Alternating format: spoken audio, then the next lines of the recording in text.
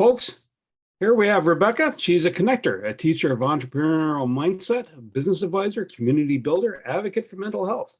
She is currently the founder of EntreLaunch, Triigo, and Adventure 42. She's completing her master's in public policy, small feat, not. Rise, and she also is working with Rise as a business advisor. So her role is a business advisor inside Rise. Sorry, I didn't mean to kind of foul that up. EntreLaunch banner is what she's traveled with under being as a guest across the world as a lecturer. She's done it for GEN Moldova, G20 Young Entrepreneurs Alliance in 2014, the GEC Global Entrepreneurial Congress, as well as she's been an attendee or even a workshop leader in those spaces. She's an organizer of events delivering Get in the Ring Ottawa, that's 2019. And she's done the Global Entrepreneurship Week in 2015. Rebecca's personal experiences with mental health have led her to develop programs that are designed to integrate mental health, wellness, and play into daily life. Her motto, thrive in chaos. With that said, over to you, Rebecca Palmer. Thank you very much for that introduction, Bernie. I do need to update it, though. I am now a world record holder for the second time. Ooh. Yes. And I believe you go by Scott, the person from Oregon. That's my world record in Portland. If you heard about the T-Rexes in Portland, that is a world record I now hold. The most T-Rexes at once. So to keep going, I guess we should dive right in, right? Sounds good. Okay. So bear with me. I'm just going to share my screen here, and then let's see if I can keep you engaged for the next half hour.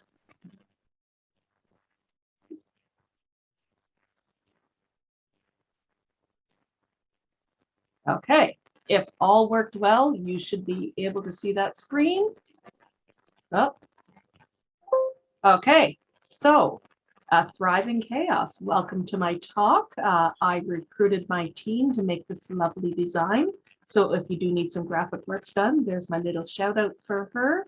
And thank you, Kira, Nicole. Okay, so some of you may remember the battle between chaos and control. It's been discussed over and over in the classic sitcom Get Smart, starring Don Adams. Does anybody recall that show on this call? I feel there may be a few people here who also recognize Get Smart. And we're talking about the original version, not the new Dave Carell version.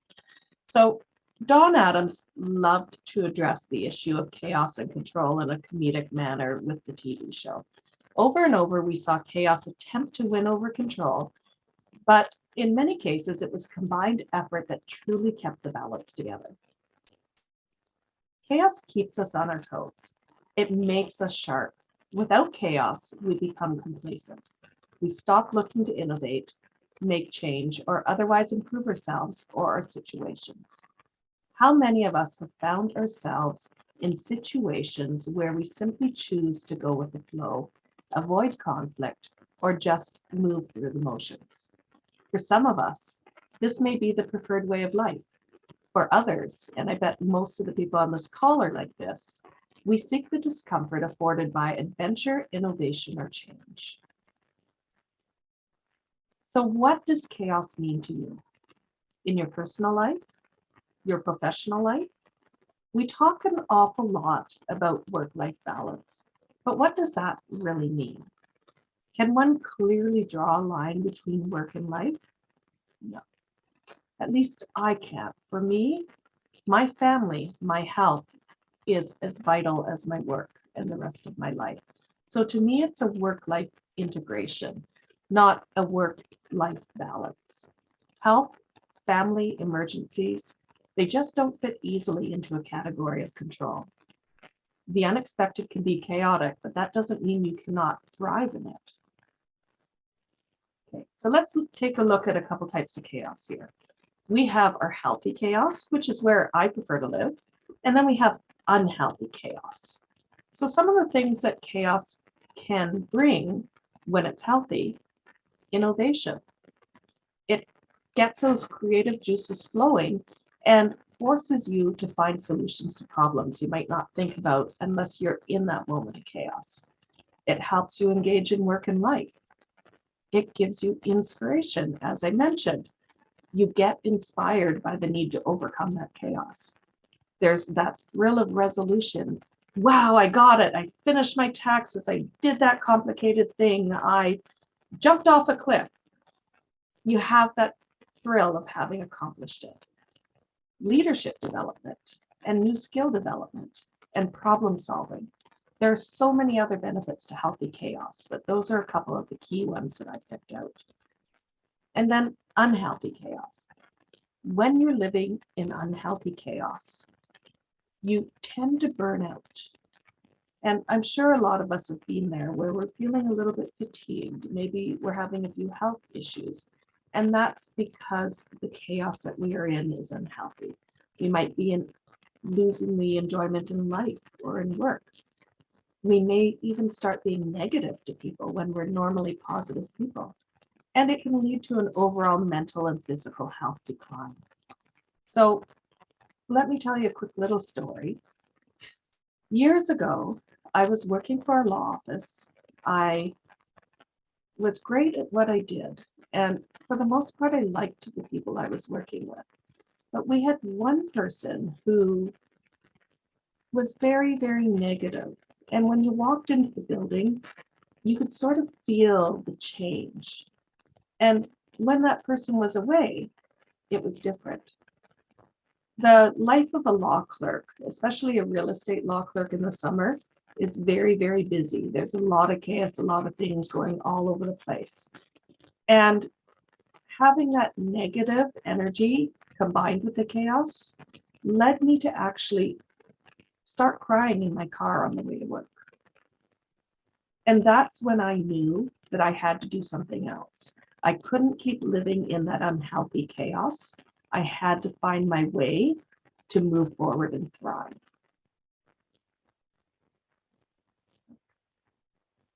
So, controlled chaos.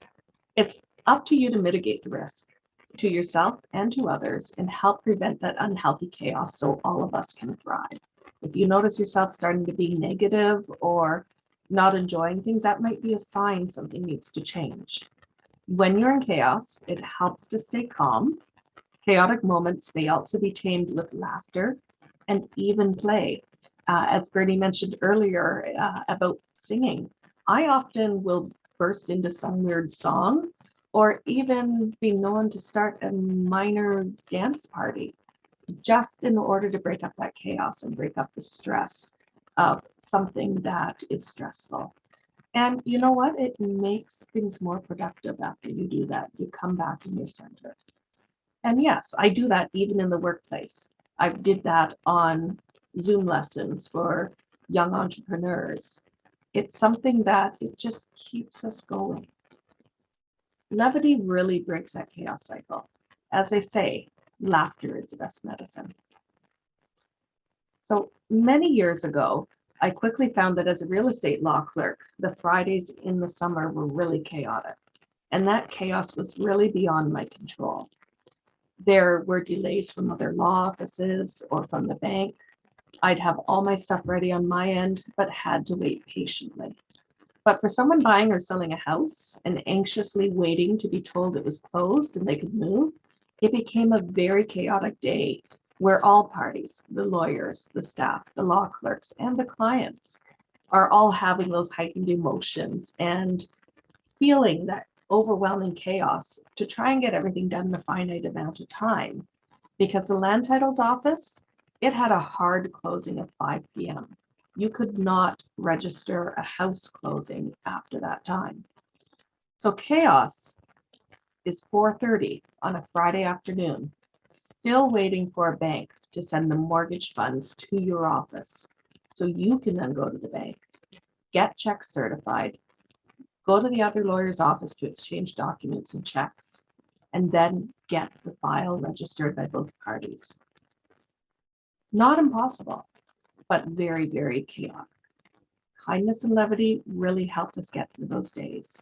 Stress, anger, and negativity were useless to accomplish those tasks. There I go, I'm scrolling the wrong way here. So what happens when you let chaos take control without balance? Feelings of anger, stress, and tension. You can react harshly to others. You become the negative person and add the negative energy to the room. And things can get done slower. You may not want to do them, or you may be avoiding it. And your mind can become overwhelmed. So the next slide, sorry, I'm clicking on the wrong things here. Whenever you're feeling a little overwhelmed or find things a little chaotic, take a moment to pause. It's time to reset. It's time to take stock and evaluate the best way forward. Next, we often forget the importance of breath. For those who practice mindfulness or meditation, breath work is not a new concept. For centuries, breath has been essential in moving through difficult situations, whether it is part of mastering a skill, acting in a precise manner, or childbirth.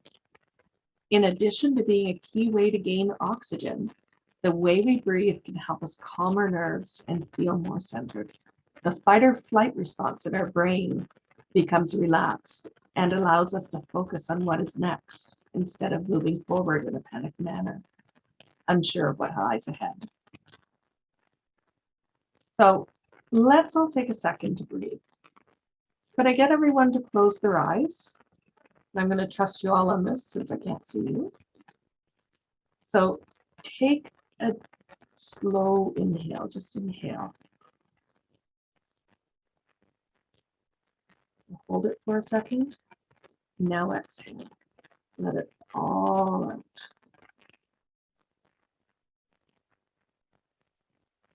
Okay, now let's do that once more. Inhale slowly. Hold it for a moment. Now exhale. When you keep doing this, you'll feel your chest rise and fall and sense the beat of your heart. Inhale. Hold it. Exhale. Now open your eyes. How'd that feel?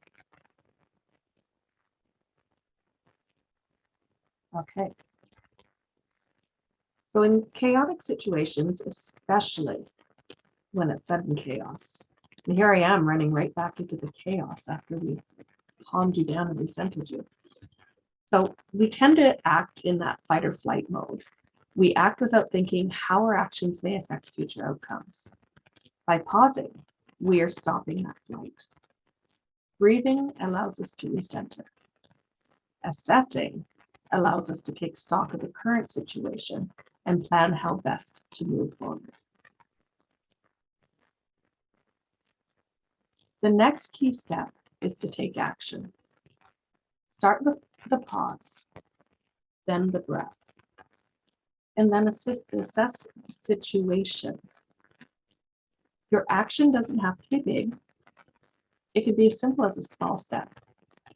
You can either be in the whirlwind of chaos around you and run unknowingly towards a cliff, or you can stop. You can think and reevaluate the path. On a crazy day like the one I described in the office, I would pause.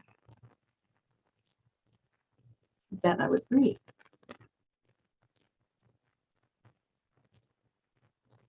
And then I would assess, what could I do to help the file get closed?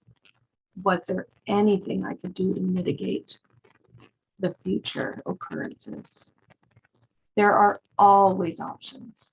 And for that particular moment of chaos, the best action for me was to calmly call the mortgage company, call the other lawyer's clerk to coordinate document exchange and funds, plan who within our office would do what, and look at alternatives, which often involved having the lawyer or another party call the other lawyer and real estate agents to arrange an unofficial closing where everything would be done except the final registration of the transfer. For those of you who have bought a house or sold a house, do you remember that anxious feeling at the end of the day when your moving truck is ready to go, you're paying for it by the hour, and you still don't have confirmation that your home has closed.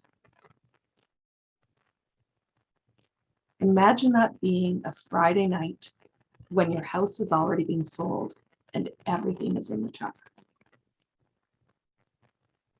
Chaos can also be found in a much smaller scenario, such as a realization the day of a presentation that you prepared for a group of students in Moldova, that you've used references that they don't understand. For those of you who don't know where Moldova is, it's a small little country right in the arm of Ukraine. It's the second poorest country in Europe. So one of the big challenges when I teach abroad is that the students from the smaller cities in Moldova don't speak English.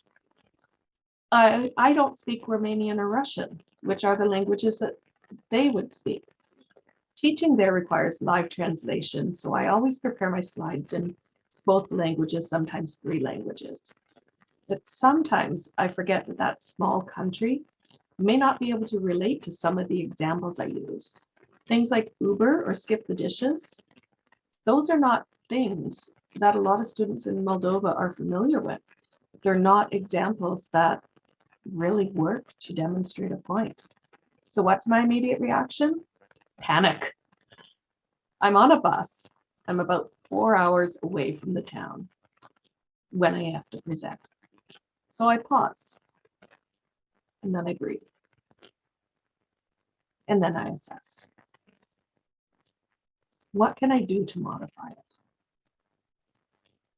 Thanks to the internet, my smartphone, and my Moldovan colleagues, I'm able to quickly identify a replacement reference that is more relevant for my audience and quickly change a slide. I took action to control the chaos. And though we may not realize it, these same 4 steps can be used in ongoing chaos, otherwise known as life. It is only when we realize that we are experiencing unhealthy chaos that we can flip the narrative and move forward in health. So now you're going to have to get a little bit uncomfortable. It's part of breaking the cycle of unhealthy chaos and finding ways to thrive. Your comfort zone is what keeps you from taking the initiative to change. Some people feel they are rocking the boat. Others use the excuse of creating more work for themselves or just not being your role. Thriving in chaos will require work. It will require change. And it may require you to push the limits of your defined or understood role within the workplace, home, or in your community. The comfort zone's great. There's no chaos, or if there is, it really doesn't bother us, except it does. Staying inside the comfort zone can also mean that we are staying in an unhealthy, unproductive chaos. And we talked about that, not good. So the brave ones, they may just take a step into that getting uncomfortable zone. That's that little dotted area just inside the solid line. Just like making your way into a cold body of water, I'm sure that this summer a lot of us have did just that. You may just put your foot in, but then jump back because it's cold and it doesn't feel comfortable. But if you can just take that final step, you push through that comfort zone and into an area where you will thrive, or in case of water, be a little cooler. And then you'll thrive in chaos, getting outside your comfort zone. You will experience where the magic happens. Being uncomfortable is a key part of thriving in chaos, as it means you are aware things may not be perfect, but that bit of chaos is necessary to fuel the change and allow you to thrive. So now that we are uncomfortable and have recognized we're not thriving, it's time to complete the steps above. Pause, breathe, assess. Breathe with me. In, out, in, out. I want you to think of something causing chaos in your life. This can be at work, at home, or in any other setting. What is the root issue? What is causing that chaos? Why are you experiencing the chaos? And this is for both small bits of chaos and large bits of chaos. Chaos is what you define it as chaos for you. So now, is the chaos you're experiencing something you can influence or change? It may not be. It may not be easily changed because it may depend on other people. So the next step, once we have identified the root issue and why we're experiencing chaos, is to identify immediate solutions. What can you do at this very moment to start making change moving forward? These are the small steps you can take when you first recognize the problem. Essentially, it's triage. What is the current situation? Why is it a problem? Is it in your scope to make a change? Does it require an organizational change? Does making a change depend on someone or something else? It could depend on a husband or a child or that manager who works in another country. This can depend on the type of organization or the state of your personal life, who you live with, whether you have dependents. Organizational change can be one of the biggest challenges, especially in top-down leadership, where all the change is dictated from above and may not take into account how the process actually works. A senior manager may set out a task that does not logically make sense from the person carrying out the task. Change can be a little easier to implement if you are the person tasked with making the change. However, changes still require that buy-in from others who need to adapt. Think about how difficult it can be for someone to adapt to a new technology or change any habit. In the short term, it is also vital to consider workarounds. What can you do to bandage the problem? For example, what would you do if there is a power outage? The short-term solution is to conserve energy on battery-powered devices, avoid opening fridges or freezers, find emergency candles and flashlights, and secure anything that could be a danger. At least that's my first action. The same triage could also be used in short term to effectively manage chaos. As an on-site coordinator for Fireside Conference, short-term crisis management was key.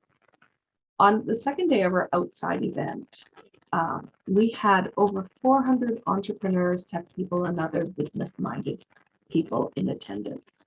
And it was about to rain, not just a couple sprinkles, but serious rain.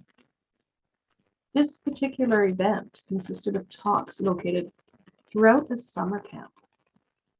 Crisis mode activated. The issue with the rain was figuring out how to direct people spread over several acres, outdoors over several acres, wooded acres at that, to get to a set location for a keynote. Phones didn't work. It was a disconnected event. And while a small handful of us, like 4 of us, had walkie-talkies, it still required quick thinking and rapid problem solving to identify where to move people for the talks and to find the speakers and get them in place. Not an easy task when the speakers could be located anywhere around the camp. As a team, we followed the pause, breathe, and assess steps to develop a strategy. Within minutes, our small team had engaged in action plan and mitigated the chaos. Now, a short-term strategy is vital for first steps and for acute crisis, much like a hospital triage.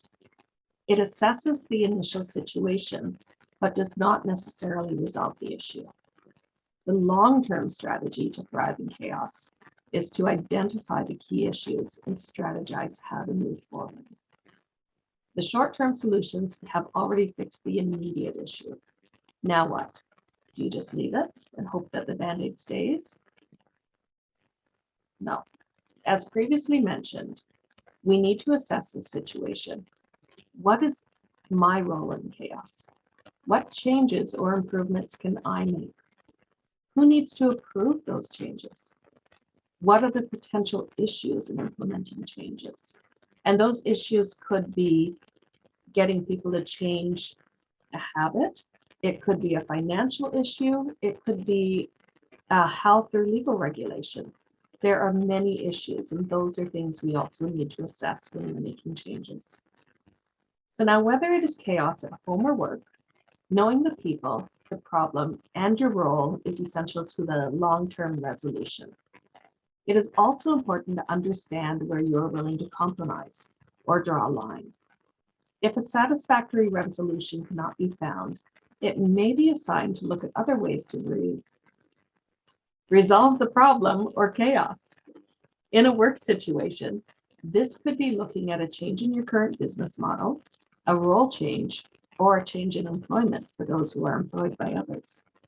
Depending on whether you own your business, work for others, or work with others, you may have a variety of options.